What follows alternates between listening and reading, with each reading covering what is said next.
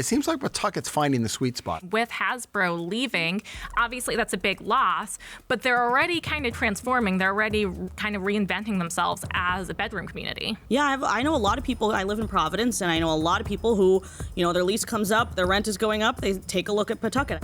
Welcome in, and thanks for joining us on This Lively. I'm Jim Hummel, joined this time by Steph Machado from the Boston Globe's Rhode Island Bureau and Antonia Noori Farzan from the Providence Journal. It has been a tough decade for the city of Pawtucket, which has lost the Pawtucket Red Sox, Memorial Hospital, and now Hasbro. But Mayor Donald Grebian, who has had a front row seat for the departures, is looking to fill the vacuum with much needed housing, and it's already happening. Antonia, you had a great story on this, and housing has been all the rage here. How to get through it, the regulatory. It seems like Pawtucket's finding the sweet spot on Yeah, and I don't think they get a lot of credit for that, but it's pretty impressive how much housing they've been building. I think, and obviously it's all or mostly connected to the new train station that opened up 2 years ago. So even before that came online, they had hundreds of units of new housing in that train station area. And since then, now they estimate they have about 1,000 units in the development pipeline coming up with that. So it's been really interesting. I mean, with Hasbro leaving, obviously that's a big loss, but they're already kind of transforming. They're already kind of reinventing themselves as a bedroom community. Yeah, I know a lot of people. I live in Providence, and I know a lot of people who, their lease comes up, their rent is going up, they take a look at Pawtucket. I have multiple friends that have moved there. Obviously, there's a lot of mill buildings that are being transformed into apartments. I have noticed they're getting to be almost just as expensive as Providence because it is becoming a popular place to move. But I think the train station changes everything, because if you have a job in Boston that's hybrid and you don't have to go into the office every single day, sure, you can take the train up there from Pawtucket. Yeah, and it's tough to quantify how much are Boston people coming down. How much are the people using the train station living in Pawtucket? Because I certainly know a lot of people in Providence who are like, oh, well, there's parking and there's no parking in Providence. Yes. And use that to commute. But it definitely seems like, maybe in the peak of Hasbro's success when they had something like 2,400 people working there in Pawtucket, this would have been a huge blow to the economy. And now definitely there is a hit. I mean, there's a loss of the tangible tax. There's a loss of a certain number of jobs that are moving up to Boston. But the question is, how many of those employees are actually going to move to Boston from Pawtucket? And how many will just be getting on that train? Yeah, you had a great line at the end of your story. You said that Hasbro ditched Rhode Island to go to Boston. Now we might have people going the opposite way to commute, right? Because people are, I mean, that is who a lot of these apartment buildings are catering to, is people who work in Boston, have that hybrid schedule a few days a week, and are looking for cheaper rents, looking to be out on the commuter line.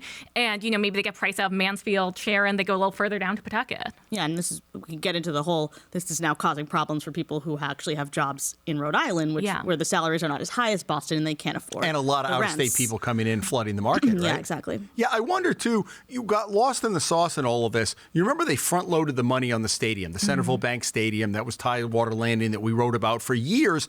And then the back end of that was supposed to be retail, housing, and that kind of got lost.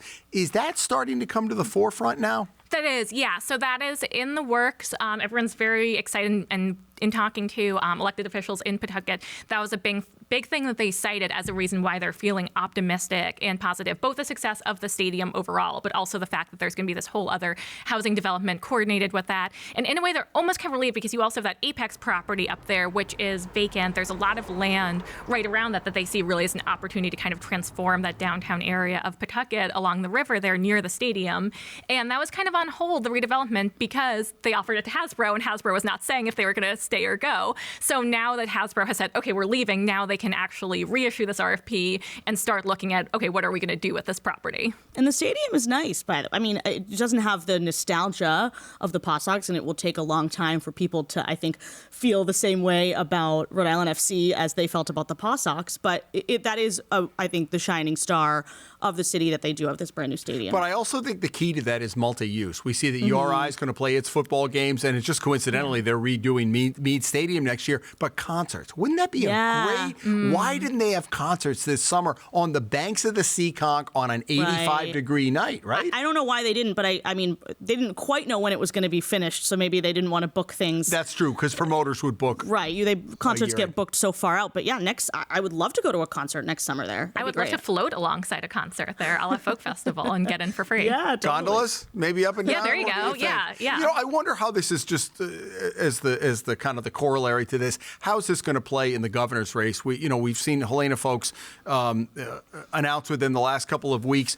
I think the postmortem, and we heard from Speaker Sikarchi, was we really couldn't have done anything to save Hasbro. Does that just become an afterthought in the governor's race, do you think? I do think that Helena folks will continue to bring it up in the governor's race.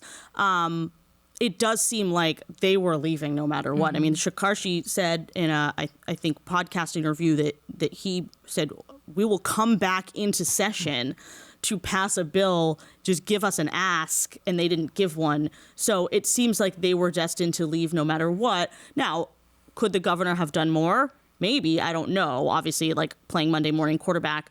I don't think it'll be as big of an issue in the governor's race as, say, the Washington Bridge, right. But it'll definitely come up. Yeah, what Mayor Grebian told me is very similar to what Speaker Sikarchi said, basically that pretty much anything Rhode Island offered was not enough for Hasbro, and that there was really no ask from Hasbro.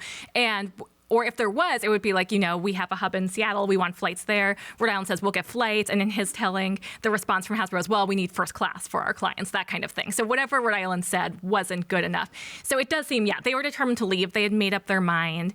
And it has been interesting to see how the response to this news, it seems like everyone kind of reads into it what their own personal pet issues are. So if you're a Republican, it's because Rhode Island isn't business friendly enough. If you're a transit advocate, it's because Rhode Island doesn't have enough transit.